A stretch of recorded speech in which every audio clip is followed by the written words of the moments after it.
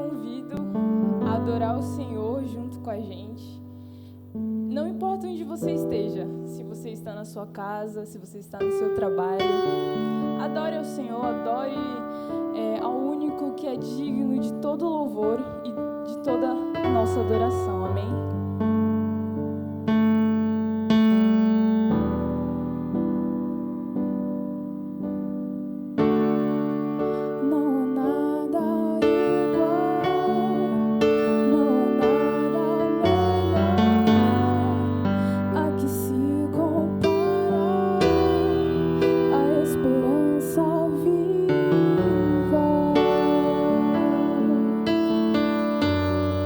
Tua presença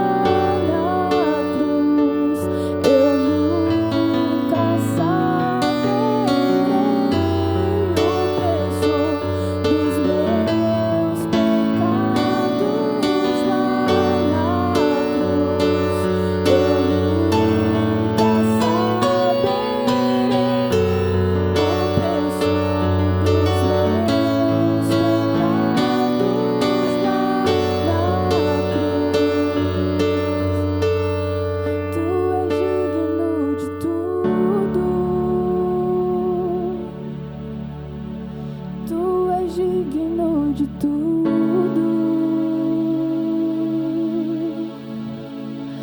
pois tudo vem de ti e tudo é para ti. Tua é a glória. Casa também. Abra sua Bíblia aí.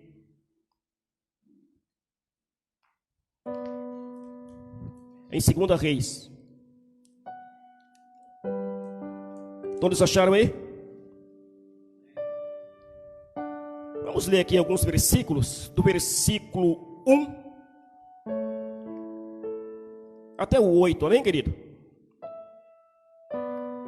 Naamã, o comandante do exército da Síria, era muito respeitado, estimado pelo rei do seu país, porque por meio de Naamã, o Senhor Deus tinha dado a vitória ao exército sírio. Ele era um soldado valente, mas ele sofria de uma terrível doença de pele. 2. Num dos seus ataques contra Israel, os sírios haviam levado como prisioneira uma menina israelita. E essa menina ficou sendo escrava da mulher de Naamã. Um dia, a menina disse à patroa: eu gostaria que o meu patrão, ele fosse falar com o profeta que mora em Samaria, pois ele o curaria da sua lepra. 4, querido. Então Naamã foi falar com o rei e contou o que a menina tinha dito. E o rei ordenou: vá falar com o rei de Israel, entregue essa carta a ele. Então Naamã saiu, levando uns 350 quilos de prata e uns 70 quilos de ouro, e de mudas de roupas finas. 6, querido. A carta que ele levava dizia assim: essa carta é para apresentar Naamã, que é o meu oficial. Eu quero que você o cure. Quando o rei de Israel leu a carta, rasgou as suas roupas em sinal de medo, e ele exclamou: como é que o rei da Síria quer que eu cure esse homem?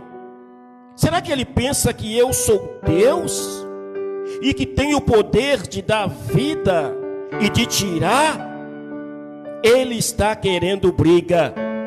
O versículo 8 ainda diz: o profeta Eliseu, ele soube do que havia acontecido e mandou dizer ao rei: por que o Senhor está tão preocupado? Mande que esse homem venha falar comigo, e eu mostrarei a ele que há um profeta em Israel. Senhor nosso Deus, sabemos, Senhor Deus, que a tua palavra, Senhor Deus, ela é viva. Não só viva, Senhor Deus, mas a tua palavra, ela é uma palavra, Senhor Deus, eficaz, que sempre faz, Senhor Deus, aquilo, Senhor Deus, que te agrada. E é essa palavra que nos faz estar aqui nessa noite. É essa palavra, Senhor Deus, que tem nos alimentado.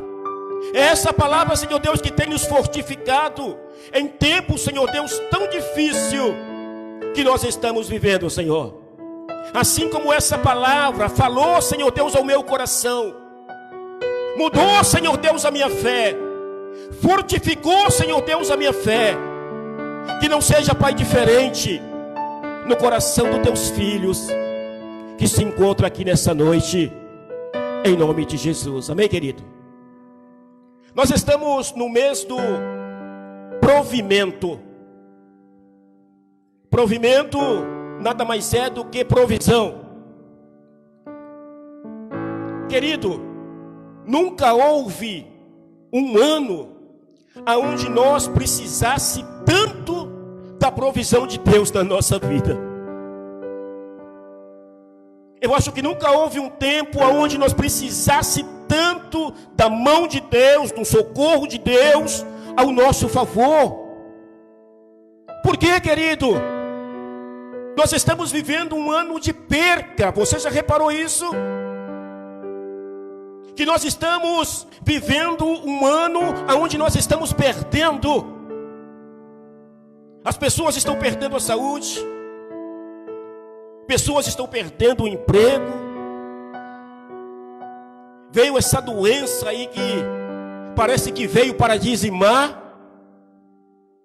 E aí ela nem bem vai embora. E quando você liga a televisão, já está vindo a segunda onda. Querido, a primeira nem foi embora. E diz que já está vindo a segunda onda aí. Nem tomamos um fôlego, nem respiramos da primeira ida. Mas não só isso, querido. Nós temos perdido vidas. Vidas têm sido ceifadas, tanto daquele que serve, como aquele que não serve.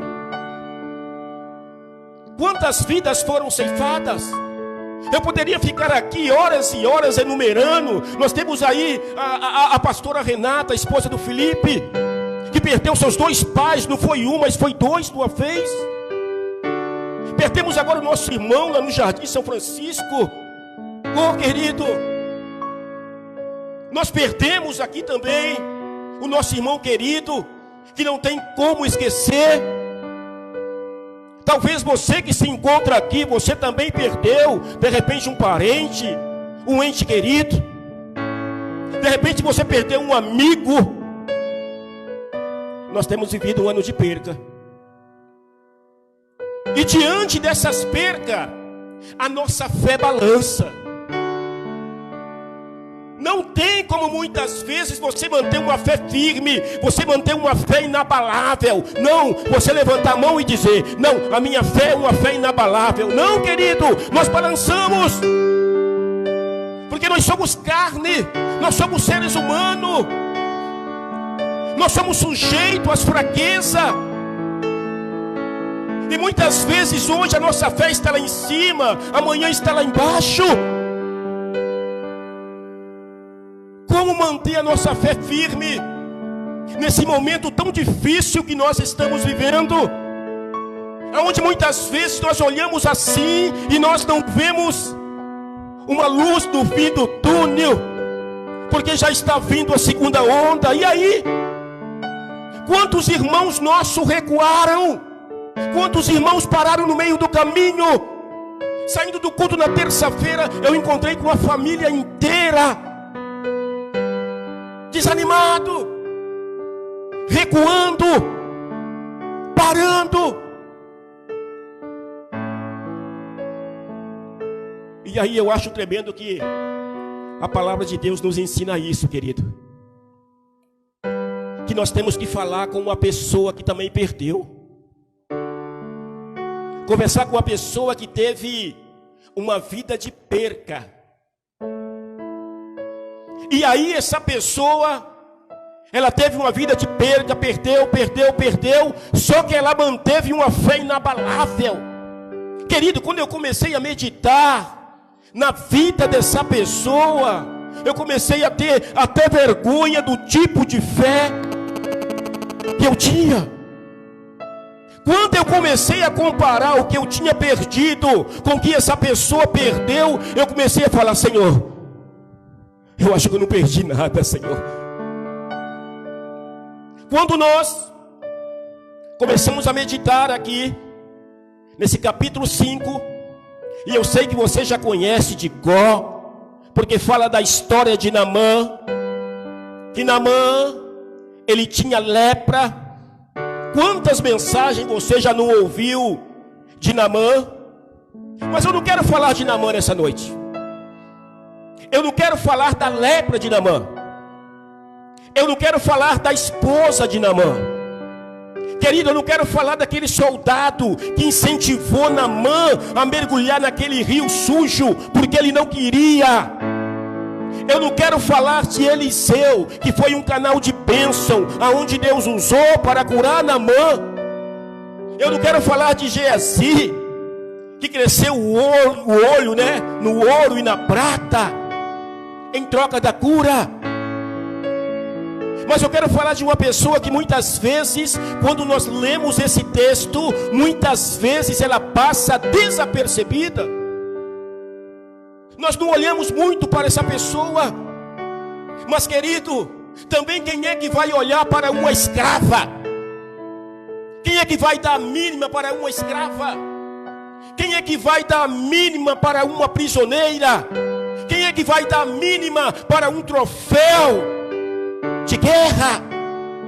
Porque era assim que eles se sentiam quando invadiam a cidade. Eles pegavam e eles levavam como seu prisioneiro, como seu escravo. Era um troféu de guerra deles. Por isso nós vamos centralizar nessa noite no versículo de número 2 do capítulo 5, que diz que num dos seus ataques contra Israel, os sírios haviam levado como prisioneira uma menina israelita. Essa menina ficou sendo escrava na casa da mulher de Naamã. Vamos meditar, querido. Vamos meditar junto. Durante uma invasão, a Síria, ela invadiu a cidade de Israel. E durante essa invasão, eles pegam aqui essa menina e eles levam essa menina como prisioneira. A palavra do Senhor aqui não diz a idade dessa menina. A palavra não fala o nome dessa menina. Sabe para quê? Para que a nossa fé, ela possa ser comparada com a fé dessa menina. Escute. Olhe para a vida dessa menina, querido. Essa menina, ela tinha sonhos. Essa menina tinha projeto, querido. Todos nós aqui temos. Eu creio que essa menina, ela acordava pela manhã, ela sentava e ela já começava ali a planejar o seu dia. Não é assim que muitas vezes nós fazemos? Levantamos, tomamos um banho, tomamos aquele cafezão. E aí muitas vezes nós sentamos e nós começamos a planejar o que nós vamos fazer durante o dia. E muitas vezes você fala assim: olha, 12 horas é muito pouco para tudo aquilo que eu tenho que fazer. Não é assim, Bel? É. 12 horas é muito pouco para tudo que eu tenho que resolver aqui hoje. E aí parecia um dia normal como qualquer outro. Talvez o sol brilhando lá em cima, um dia de bênção. Mas daqui a pouco o sol se esconde, daqui a pouco o dia fica nublado, daqui a pouco a situação vira. Por quê, querido? Diz que o sírio, eles invadiu aquela cidade onde morava aquela menina. Mas eles não ficaram só na cidade, não. Eles também invadiram a casa daquela menina. Não contente com isso, eles pegam agora essa menina aqui, que tinha cheia de sonhos, cheia de projeto, talvez planejando a sua vida na flor da idade. Eu não sei se ela tinha a idade da Joyce, mas diz que era uma menina, querido. E agora os sírios invadem e ela sai agora acorrentada, com corrente nos pés, corrente nas mãos, muitas vezes corrente no pescoço, sendo puxado igual um cachorro, que era para humilhar. Tudo mudou, tudo acabou. Meu querido, você já prestou atenção que muitas vezes a nossa vida é assim, querido?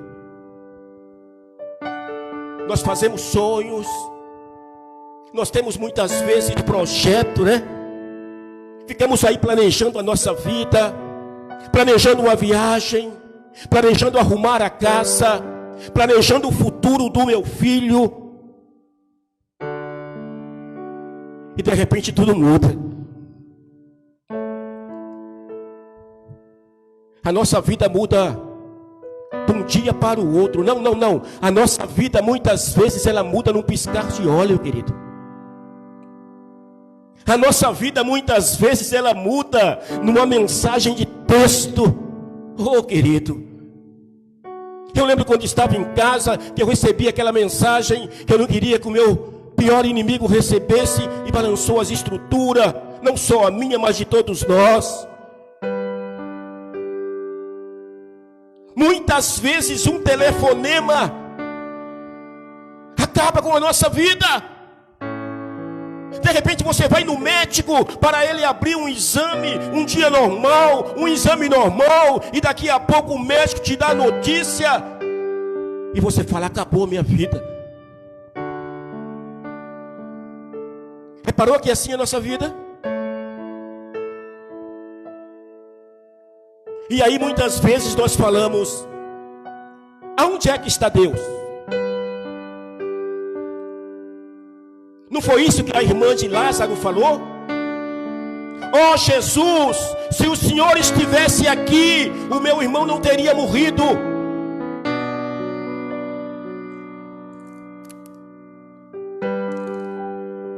Quantas vezes eu e você fazemos a mesma pergunta: onde é que está Deus nessa hora? Não, Deus não é na minha vida. Se Deus fosse na minha vida, isso não teria acontecido. Você reparou que tem dias tão mal, tão difícil, que ele fica marcado na nossa vida para sempre? De tão terrível que nós vivemos, querido. E aí eu te pergunto: como é que nós vamos manter uma fé inabalável diante disso? Como é que nós vamos viver uma fé inabalável diante da situação adversa que nós estamos vivendo, querido?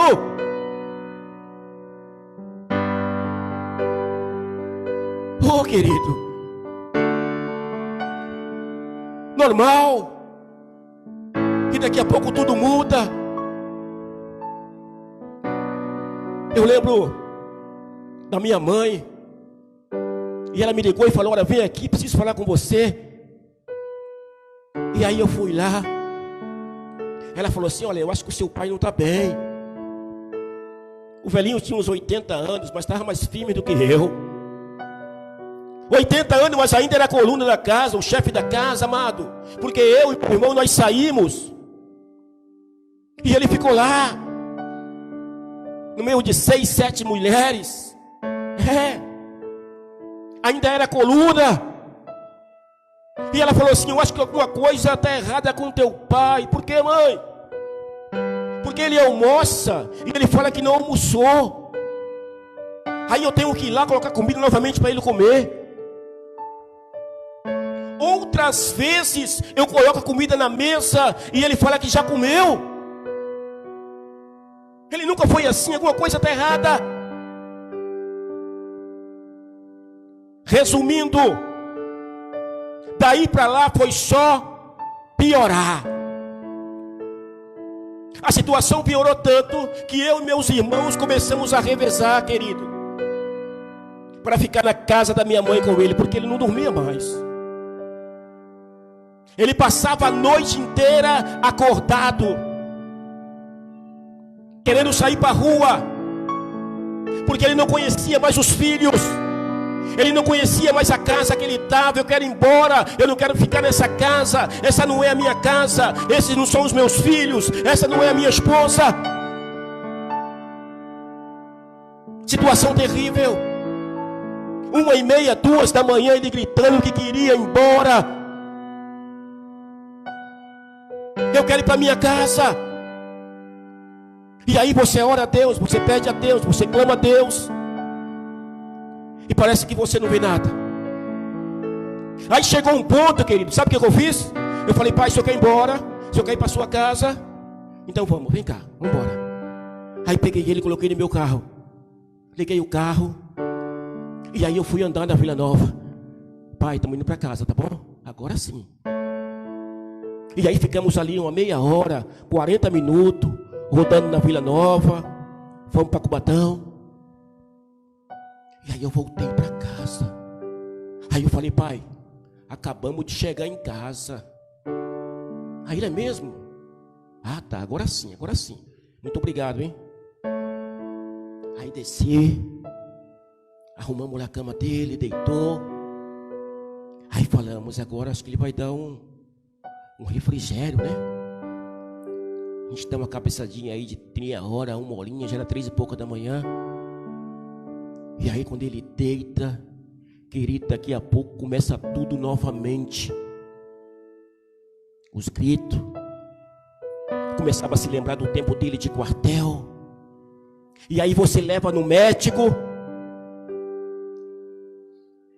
Eles dão aquela injeção, manda para casa, faz exame daqui, exame dali, nada.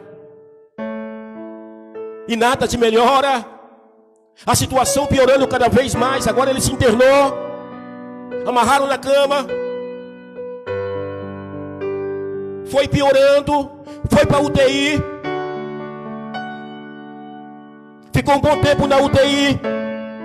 A ponto de os médicos chegarem lá, chamou os filhos, chamou as famílias e falou assim, olha, monta uma UTI na casa de vocês, tá bom? Separa um quarto e monta lá uma UTI, porque ele não vai falecer agora. As funções dele estão boas, estão ótimas. Nós fizemos aqui alguns exames e nós vimos que ele teve alguns AVC bem pequenos. E se tivesse visto isso lá em Cubatão antes, poderia reverter, mas agora não tem mais como reverter. Ele teve alguns AVC pequeno. É por isso que estava com aquele esquecimento, não conhecendo mais ninguém. Então monta. E aí, a minha mãe ficou feliz, querido. A minha irmã ficou feliz. Porque nós não queremos deixar a pessoa que nós amamos, a pessoa querida, partir. Ainda que numa cama de UTI, lá do teu ladinho no quarto, na aparelhagem, é isso que você quer. E elas foram ali então comprar, para tentar montar esse quarto, respirador, aquela máquina para jogar o alimento no estômago. A casa lá é grande, ela já separou um quarto, já mandou pintar o quarto, mandou trocar o piso. E fomos ver. E a gente sabe que tudo isso é caríssimo. Ficava em 18, 20 mil reais, querido. E dinheiro. Mas aí você se vira daqui, você junta daqui, pega um pouquinho ali, um pouquinho ali. A gente vai comprar. Mas você sabe o que o Espírito Santo de Deus dizia no meu coração? Eu vou recolher. Eu vou levar. Só que eu não queria aceitar. O Espírito Santo de Deus testificava isso no meu coração. Eu vou recolher. Só que eu não queria aceitar. Chegou um ponto de eu querer até falar isso para minha mãe e para minha irmã. Só que eles não processam a mesma fé que eu processo. Como é que você vai dizer isso para tua irmã ou para tua mãe que não processa a mesma fé que você? Eles vão xingar você. Seu urubu, seu mau acorro, sai daqui, está desejando o mal. É, querido. Você é filho e pensa uma coisa dessa? Aí eu me lembro que nós tentando comprar as coisas lá, aí deu um probleminha, o cartão não passou, aí ficou para o dia seguinte. Eu lembro que 2 da manhã o telefone tocou, aí quando eu atendi era minha mãe, e aí eu falei, o Senhor recolheu. Aí já passei aqui, peguei meus irmãos, corremos para Cubatão, pegamos a minha mãe, e eu falei assim, mãe, e ela falou assim, não recolheu não, porque senão eles tinham falado para você. Eu falei, mãe, muitas vezes eles não querem dar notícia, para não chocar. Não recolheu. Aí nós fomos pôr na costa. Aí chega ali embaixo no balcão. Eu já corri para o balcão. Aí o moço do balcão falou assim, olha, sobe lá que ele está no quarto. Ele não me deu aquela notícia que eu esperava.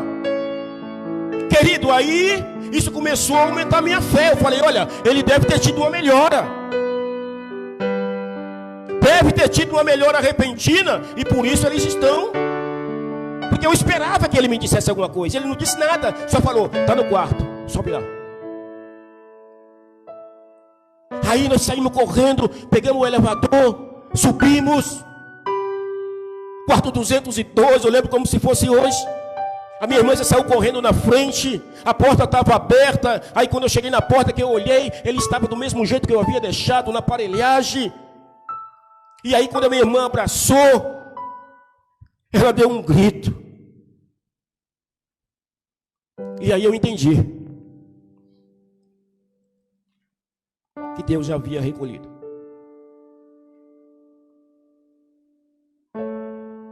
E eu fiquei triste com Deus, sabia? Você sabia que eu fiquei meio revoltado com Deus? Nem a minha esposa sabia. Ninguém sabia. Só eu e Deus, porque Deus conhece o nosso coração. E eu fiquei meio triste. Eu fiquei meio revoltado, meio emburradinho com Deus. Já viu aquele filme emburrado? Que ele faz as coisas para Deus, mas como se Deus nos devesse alguma coisa, querido. E eu passei um bom tempo magoado. Eu passei um bom tempo triste. Talvez até fazendo algumas coisas meio mecânico, porque tinha que fazer, mas com o coração revoltado, com o coração triste, porque Deus não havia ouvido a minha oração. E aí eu acho tremendo o trabalhar de Deus na nossa vida, querido. Escute. Deus poderia muito bem ter usado o pastor Davidson para falar comigo sobre aquela tristeza no meu coração. Deus poderia ter usado o Josafá. Deus poderia ter usado qualquer um que aqui está. Mas se ele usasse, sabe o que eu ia dizer? Conhece a minha situação, sabe que eu estou passando. É por isso que está dizendo isso. Não, querido. Deus usou uma pessoa que eu não via há mais de 10 anos, 12 anos. Um casal lá da São Francisco que foram embora para o interior. Não sei aonde eles estão. Não sei como eles conseguiram o meu contato.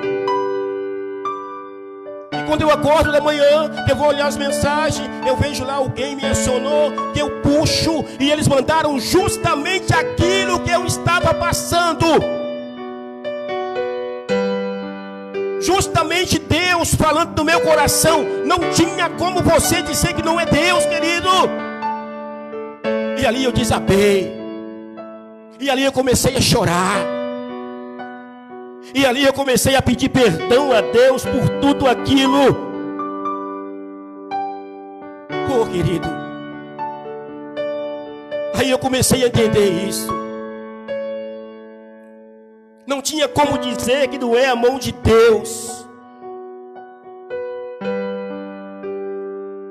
Não é assim que muitas vezes nós perguntamos aonde está Deus? Quem sabe essa menina aqui, querido? Ela estava perguntando: aonde é que está Deus? Até porque ela é do povo de Israel. Escute uma coisa, querido. Eu ainda vejo mais uma coisa aqui na vida dessa menina. Eu creio, eu posso conjecturar, ou o exército da Síria, ou o próprio Naamã matou os pais dessa menina. Aí você pode perguntar: pastor, o senhor estava lá para saber? Pergunta. Amado, eu sou tão velho assim, mas não chega tanto. Por que eu posso conjecturar isso? Porque o exército, quando eles invadiam a cidade, 3 tipos de pessoas que eles não levavam como escravo. Eles matavam.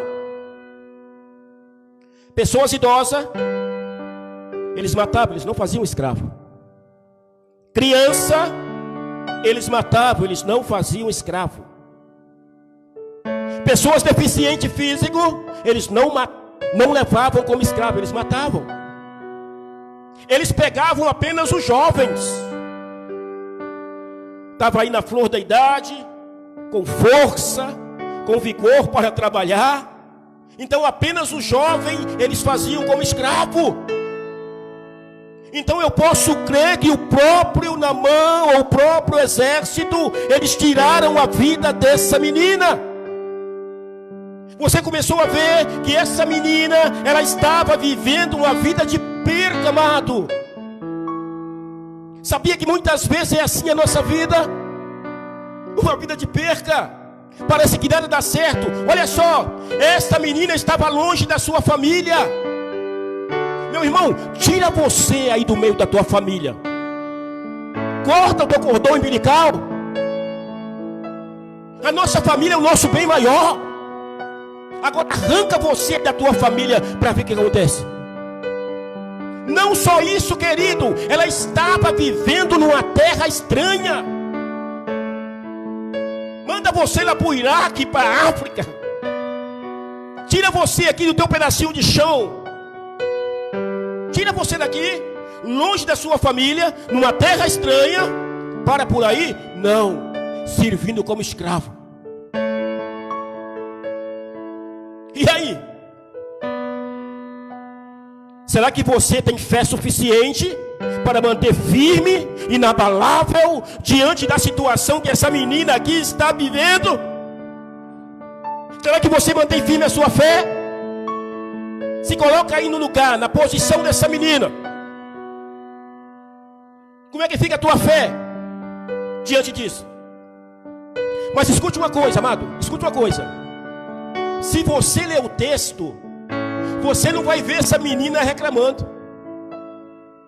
Você não vai ver essa menina revoltada, como muitas vezes eu fiquei revoltado. Você não vai ver essa menina triste. Você não vai ver essa menina reclamando da vida, ó dia, ó hora. Você não vai ver essa menina culpando a Deus, querido. Eu não consigo ver isso nesta passagem. Escute. Pelo contrário, ela estava com o coração cheia do amor de Deus. Como é que está teu coração? Como é que está teu coração nessa noite? Está cheio do amor de Deus? Ela poderia encher o seu coração de ódio, de raiva, de ira. Não, o coração dela estava cheio do amor de Deus. Querido, pensa bem nisso. Ela ouviu a sua patroa dizer que aquele que talvez matou os seus pais, que aquele que arrancou do seio da sua família, que aquele que destruiu a sua cidade, ele estava com lepra. E você sabe que a lepra é uma doença terrível e certamente ia para o túmulo. Querido, ela poderia muito bem dizer: olha, é castigo de Deus. Foi mexer com a serva de Deus vivo. O povo de Deus é castigo de Deus. Talvez se fosse eu ou você que estivesse lá, a gente falava isso. Talvez se fosse eu ou você que estivesse lá, a gente não ia mostrar para ele o caminho da bênção, o caminho da cura. Não, mas no entanto essa menina, ela mostra o caminho da cura, da bênção. E o final você já conhece, querido. Ela estava com o seu coração cheio do amor de Deus. Ela era uma menina de fé. Ela poderia muito bem dizer que nada, Deus não salvou a minha família, Deus não salvou a minha cidade, me trouxe como escravo. Esse Deus não trabalha mais na vida de ninguém. E no entanto não, querido. E aí eu comecei a pensar. Nós já estamos terminando. Eu comecei a pensar sobre a fé dessa menina. Eu falei: Senhor, eu também quero ter essa fé. Eu também quero, Senhor Deus, que os meus irmãos também tenham essa fé. E aí eu observei uma coisa nessa menina, que essa menina, ela não baseava a sua fé nas circunstâncias adversas, querido. Aonde muitas vezes nós baseamos a nossa fé nas circunstâncias. Nós baseamos a nossa fé naquilo que nós vivemos. Baseamos a nossa fé nas lutas, nos ventos contrários. É por isso que a nossa fé muitas vezes é semelhante à onda do mar. É aquela fé que vai e volta. Muitas vezes é aquela fé ioiô. Não, querido. Nós não podemos basear a nossa fé nas circunstâncias adversas que nós estamos vivendo. Porque é tribulação, é aflição, é luta. Olha para os grandes homens de Deus, querido. Pessoas semelhantes a nós, que deram um grande testemunho da parte de Deus. Eles não baseavam a sua fé nas circunstâncias adversas que eles estavam vivendo. A palavra do Senhor diz que o justo, ele anda por aquilo que ele vê. É? O justo anda é por aquilo que você vê? Amado, se eu fosse andar por aquilo que eu vejo, eu não estava nem aqui ministrando hoje. Ô pastor, pega aí, ó. Ministra aí, porque a situação está feia. Ele fala que nós andamos por fé, querido. Se você começar a basear a tua fé nas circunstâncias adversas que nós estamos vivendo, sabe o que você vai fazer? Você vai dizer igual a mulher de Jó: amaldiçoa teu Deus e morre.